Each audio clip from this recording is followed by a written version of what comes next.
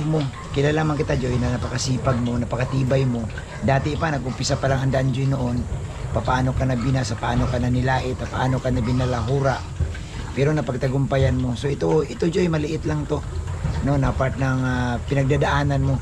At ang kagandahan lang noon, na si Joy nabas noong nagsimula ang Danjoy kasi tumatag siya. Pinatatag siya ng panahon para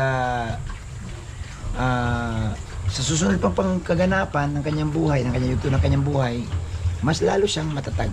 So ito guys, ano lang ito, maliit lang ito kasi kung titinan ninyo, ang umpisa talaga noon ang love team ni Joy, grabe ang pambalahura.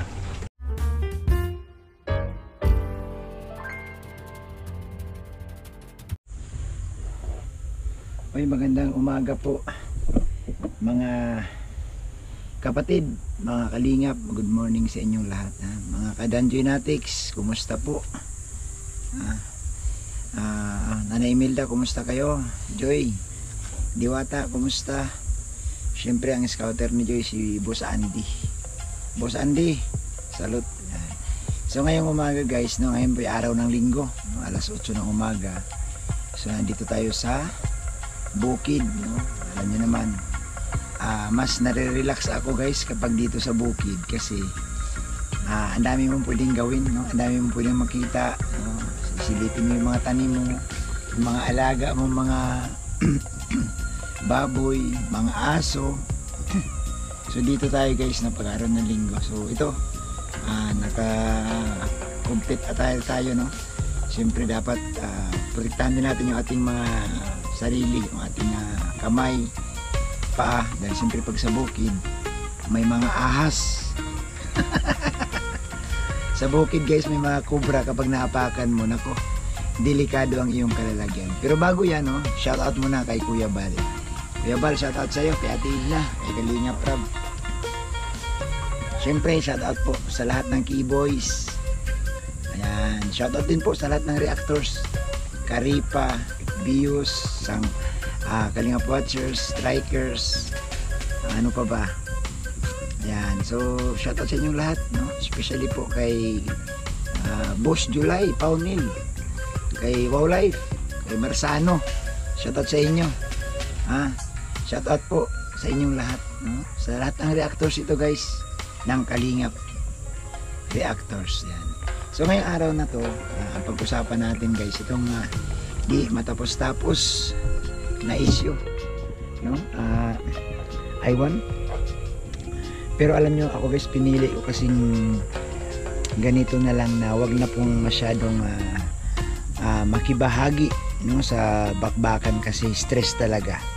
Sa totoo lang, ako sabihin ko sa inyo, hindi na tayo equip, no, or hindi na tayo bagay sa mga ganong klaseng kabigat na mga ribatal, kabigat na mga issue, no. Ang mas maganda siguro yung naisip ko, may content ko guys, yung makakatulong ako sa mga viewers. Ano yun, more on tutorial, paano ba mamuhay ng malayo sa ingay, sa ingay ng mga awayan. Pero syempre nasa sa inyo po yan, no? Pero ako kasi parang mas kampante ako pag dito, lalo na pag nakita ko itong aking mga tanim. Ito, may mga malunggay ako dito guys, yan, malunggay. Ito libas, ito yung hinahalo namin sa sinigang na isda, sa mga pata ng baboy pag yung pinakuluan. Ito siya, yan. So marami kaming tanim, no? Dito sa bukid. So mas pinili ko dito guys. Ayan, no? So ipapakita ko muna sa inyo yung ating mga tanim. Ito, papaya, malunggay. At dito po nagtatanim ako dito ng okra. Yan, no? May mga okra ako dito sa gilid. Ito, sitaw, okra. Yan, okra po ito. Yan, o. Okra po yan guys. So yan, libas ulit. Nagtanim ako dito ng maraming libas kasi ano ito, napaka-pakinabang itong puno na ito guys. Yan, ubas or libas. Pwede rin itong gataan. Kung naalala niyo guys, yung pumunta kami ni Kalinga Prab kay Queen doon sa Iriga, ay nilutuan kami ng nanay niya ng ginataang libas. Pwedeng gataan ito. Yan. So dito guys, ayan, marami akong tanim. So dito ako, no, pag mga wala mang ginagawa, dito tayo. Yan, marami tayong tanim. Saging, langka. Ito may papaya pa nga, oh. Yan. So ito yung tanim natin. Papaya. Ito, sitaw. Oh, mag-harvest na tayo ng sitaw. So dito guys, dito ako lagi. Oo, kasi mas nakakahinga ako ng maluwag pag dito ang aking destinasyon. At syempre, no, pagdalaw natin sa ating mga alaga every morning at saka ano ito, afternoon. Oy, kumusta? So andito na guys si Matit. Matit, tayo. Oo, magpapakamot ka agad. Hindi pa nga. Uy, tayo ka muna. Ay. Ay, naku, ayaw ko sa'yo. Ito kasi ugali nito. Pag andito ako, gusto niya ganyan, oh. Magpapakamot, tapos hihiga. So ito guys, si Matit, future inahin nito. Oh, ayan didi niya guys, ano yan, 14. 14 yan didi niyan. So si Matit po yan. So ito yung ating 6 na patiners, no? Ayan, pambinta din natin ito kapag lumaki na. Oh, ano, kumusta? Mga nagugutom na naman itong mga to. Kumusta? So guys, pakakainin natin para magaling lumaki. Oh, tayo. Ayan na. So yan po ang ginagawa ko dito, no? Ayan. So mas maganda ito guys, no? Ito yung ating sa isipan kong i-content para naman doon sa ating mga viewers na nais din, no, magkaroon ng ganitong sistema ng pamumuhay. Nakakatulong po tayo, no? Mag-comment kayo, tuturo tayo sa mga gusto magtatanong. So sa madaling sabi guys, ito 3 months pa lang ito. Ayan, so ito may mga listahan dito. Ayan. Madali po yan siya. Ayan. Mapansin niya, 6 patiners. Ayan, oh. So nawalay siya ng April 10. Magti 3 months siya guys. April, May, June, July. Magti 3 months siya ngayong July 10. Ayan. So 3 months na siya. Wala pa siyang 3 months, ha. 2.5 to mahigit pa lang. So ngayong July 10, ano pa lang tayo ngayon, 5. So sa July 10, magti 3 months na siya. Sa ngayon ang timbang nito nasa 80 ang isa. Yan. Kasi karamihan kasi guys sa mga magbababoy, ang tanungin agad nila guys yung ilang buwan na ba yan? Baka matanda na yan. Hindi, wala pa pong 3 buwan ito. So nawalay siya. Kinuha namin siya or binili siya ng April 10. Uy, huwag ka matakaw. April 10. So magti 3 months siya si July 10. Bago ibinta kasi nga dapat sa pag-aalaga ng baboy dapat 3 months lang, no? 3 months o 3.5 months i-release mo na para naman hindi masyadong magasto sa bahog kasi wala ka na rin kikitain. Yan. So yun po. Yan po ang ating pinagkakaabalahan. So bakit ba yung ito pinili ko? Kasi nakaka-relax. Mahirap kasi yung maghapon ka lang na may stress, maghapon kang nag-iisip. Mahirap yun yung walang relax yung mind mo. Kagaya ngayon, issue, no, lalo kay Joy Diwata, no, mabanggit natin si Joy. Guys, ako ayaw kong masyadong magsasalita, no. Basta ako nakasupport kay Joy. Anytime kung kailangan, kung pakisuyuan tayo ni Nanay Imelda. Pero sa ngayon, ang may karapatan dyan si Andy Kayakap. So dapat yan na close monitoring siya Andy Kayakap dyan. So ako naman guys, kung kailangan, so ang advice ko kay Joy, sana lakasan mo yung loob mo. Kilala man kita Joy na napakasipag mo, napakatibay mo. Dati pa, nag-umpisa pa lang ang Danjoy noon. Paano ka na binasa, paano ka na nilait, paano ka na binalahura. Pero napagtagumpayan mo. So ito Joy, maliit lang to. No, na part ng pinagdadaanan mo. At ang kagandahan lang noon, na si Joy nabas noon, nagsimula ang Danjoy kasi tumatag siya. Pinatatag siya ng panahon para sa susunod pang kaganapan ng kanyang buhay, ng kanyang buhay, mas lalo siyang matatag. So ito guys, ano lang ito, maliit lang ito kasi kung titinan ninyo, nag-umpisa talaga noon ang love team ni Joy, grabe ang pambalahura. Napakalaki ang kalaban. No, lahat na lang, no, lahat ginawa nila kay Joy. So siguro para sa akin lang kay Joy, wag niya masyadong isipin, wag niyang intindihin. Part yan ng buhay mo, Joy, kasi sikat kay. Normal yan guys na kapag sikat ang tao, marami talaga dyan ang may masasabi sila. Kagaya sa isang puno, kapag hiti ka ng bunga, may masasabi sila. So ganoon lang po, no? Sa kay Joy Diwata, pagkatatag ka. So yun. So ito guys, yung ating pagkilala ko uli, yan. Ito yung ating patiners. Ito si Matit na tulunggis. Oh, ang gusto lang lagi magpapakamot. Hoy, huwag ka nga masyadong huwag ka masyadong demanding, ha? Ha? Huwag masyadong demanding. Hindi po pwedeng ganyan. Ayan. So ito naman guys, si Ropa. Ang pinakilala ko na sa inyo. Yan si Ropa. O Ropa. Rop. Bangon ka nga dyan. Huy. Sarap ng tulog ng mga alaga. So kasi malamig, malinis. Ayan. Ito naman guys, si Unika. Ito si Unika. Unika. Huy. Disturbo ko sila eh. Ayun. So ito mga tatlong dumalaga natin next month na sasampahan for future na naman na inahin. Yun. Kasi siyempre pangarap natin na magkaroon ng biik production, no? Para makapag-supply tayo kasi mas lesser ang gasto sa biik guys, no? Sa pag-aalaga namin ni Mrs. Nilin TV 143, mas lesser ang sa biik, mas magastos guys ang patiner. So yan po. So may mga pangalan ito, no? Pangalan yan. At ang next guys na pakilala ko sa inyo, ito ito yung mga biik din na maliliit. Ayan, tulog. Tulog sila.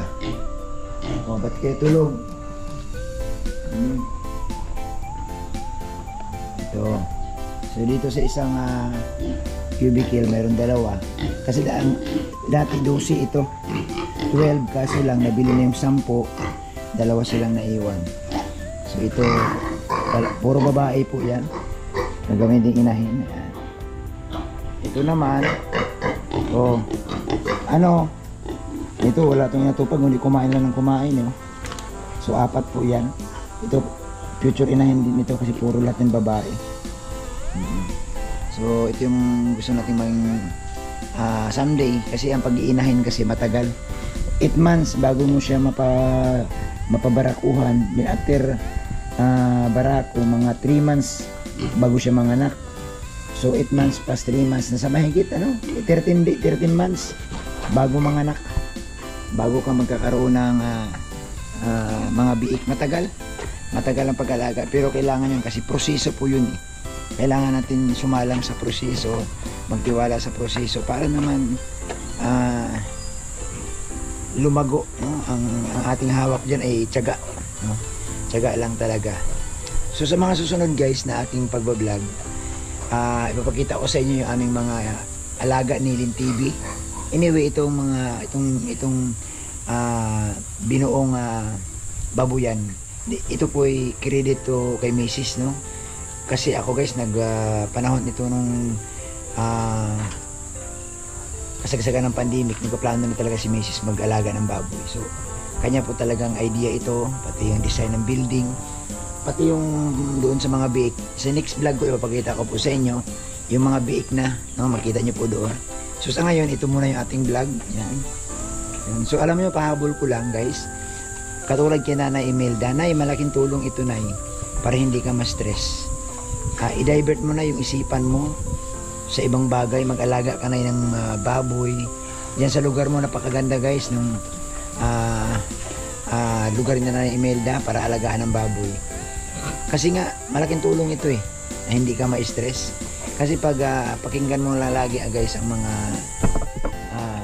pag nagbabasa ka, nanonood ka lagi sa cellphone, matik yan. Tao ka may damdamin, may puso, masaktan ka, ma-stress ka. So, itong pamamaraan, maganda ito guys, no? Ako sa umaga guys, nagbubukas ako ng cellphone, siguro mga after ko nang magtrabaho dito. Kasi kung sa umaga pagising mo pa lang, mag-cellphone ka na kaagad. Ang tagal ng pagbabasa mo, titinan mo yung mga vlogs ng mga kasama mo, maubos ang oras. Ito na, ako, ginagawa ko, bago ako cellphone talaga, pag after ng breakfast. So ito po guys, pansamantala ha. So yan po. So ang sikreto po talaga sa mga nagtatanong, una kong sasabihin sa inyo, ang sikreto po sa pag-aalaga ng baboy, dapat malinis ang iyong pag-aalaga. Ituring nyo po sila guys na kaparte ng inyong pamilya. Huwag nyo po silang ituring na parang hayop lang na wala kang pakialam, kasi dyan ho malimit, pumapasok po. Magiging negatibo ang iyong mga alaga, magkakasakit ang iyong mga baboy kasi ang kalinisan mapapabayaan. So ako dito, kami ni Mrs. talaga, mahigpit kami sa kalinisan. So dapat, ang alagaan mo ng baboy guys, hindi basa, no?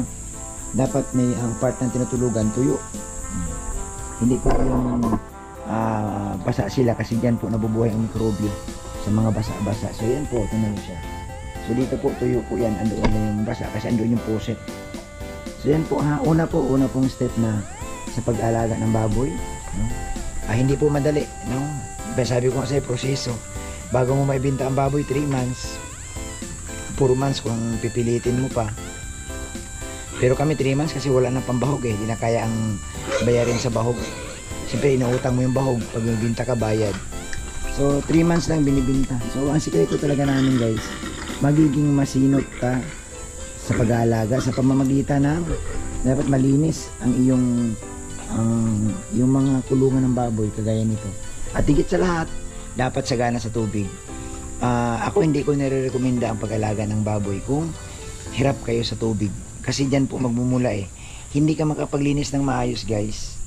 Mga kalingap, mga kadanjonatics, kung hindi sagana ang iyong lugar sa tubig. So ako dito, sa lugar namin, 2 balon. So ayan po yung balon namin dyan, isa. At mayroon din po doon isa. Andun yung isa. So ito mga drum. Naka-water pump ako dito. Para bubumbahin mo lang sila, maliligo. So malinis sila. Makita, napaka maganda tingnan, malinis. So ang baboy kasi kailangan twice a day mo siyang paliguan o 3 times a day pa pag sobrang init. Okay? So paalam na sa inyo. Mababait itong mga ito kasi lagi ito silang kinakausap. Okay, bye-bye. Yan. So yun lang po guys, no? Ang ating vlog ngayon half sa issue, half sa tutorial, no? Sa livelihood, no? Sa mga gusto mag-alaga dyan, no? Naku, huwag niyo pong sayangin guys ang inyong oras, ang inyong salapi sa walang kwentang bagay, especially po ang inyong oras. Huwag niyo pong sayangin. Ilaan niyo po sa makabuluhang mga bagay, no? At siyempre, mahalaga sa lahat para sa akin ang inyong kalusugan, ang ating kalusugan, ang ating mental health, ang ating mga katawan. Kasi pag yung ating katawan guys nasira na yan, nang hirap na po yan buuin. Wala pong libreng pampalit sa palengke ang ating katawan, no? So ingatan po natin hangga't maaari, iwasan guys maging sa issue, no? Huwag masyadong pagtuunan ng pansin. Marami pang bagay ang pwede yung pagtuunan ng pansin. May pamilya pa po tayo, may mga kamag-anak pa, may future pa. So yun, doon po tayo po-focus. Salamat sa inyong lahat. Ayan, so yan po muna ang ating Sunday vlog, no? Pang good vibes lang ito guys. Paalam na, mga kalingap. Isang mapagpalang araw sa ating lahat. God bless. At mabuhay po kayo saan man kayong dako na roon. Bye bye.